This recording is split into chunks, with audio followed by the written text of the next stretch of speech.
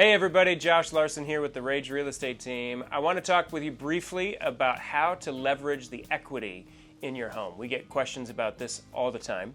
And there are a few primary ways to get access to the equity in your home. The first is a home equity line of credit. This is a line of credit that your bank provides using your home as collateral. And it sort of functions like a checking account where you can actually draw funds from it and use those funds for investing in other properties or fixing up your own house.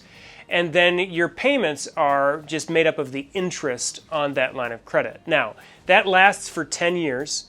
And then at the end of that 10 years, it switches from being interest only to being a fixed rate and term of a 10-year payoff. So for the first 10 years, you can draw on it as you need it, and you just pay the interest. For the second 10 years, you can't draw on it anymore, and you repay it over the course of that next 10 years. Second option is a home equity loan. This is different than a line of credit because you're not using the funds and then paying them back and then being able to use them again.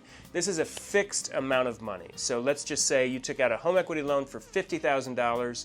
Your lender would tell you what your payoff term is and what your monthly payment is going to be, and at the end of that term, that $50,000 will be paid off. The third option to get equity out of your home is through what's called a cash out refinance. This is where you refinance your primary mortgage on the property.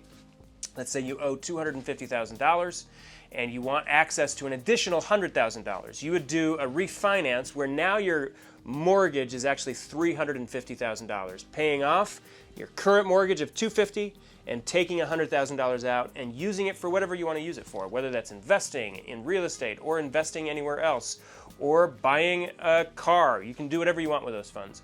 But now your new mortgage is $350,000, your payment goes up a bit, you're locked in at the current rates, and you're on a new 30-year track to pay off your new loan. A fourth way would be to roll it over, and this is where you actually sell your house, you take that equity and you use it to purchase your next property. You're actually rolling over your equity into your next home. And you can use some or all of those funds for the next purchase. So if you don't want to use them all, you can use what you need to in order to make that purchase happen and to make the numbers make sense for you, and then use whatever additional equity you have to do whatever you want with. The fifth option is what's called a reverse mortgage. These have been gaining in popularity over the years and have been improving due to regulations. They were, in some cases in the past, somewhat predatory. Now they've been regulated to the point where they actually can make sense for a lot of homeowners. This is where a lender will give you a loan depending on your age. You've got to be at least 62 typically to take advantage of a reverse mortgage. They'll give you a loan based on your home's value that you actually don't pay back until you end up selling your house. And so that can be a really useful way to get access to funds and you don't have a monthly payment. It is just part of it reduces the amount of equity in your house when you do go to sell your home down the road. Sixth option is to do nothing. There's nothing wrong with just having a lot of equity in your house. And so you can just stay on your current schedule of paying off your loan, get to the end, pay it off, and then you're just sitting on a bunch of equity. And your home is worth a lot of money and you don't owe anything. And that can be a great position to be in as well.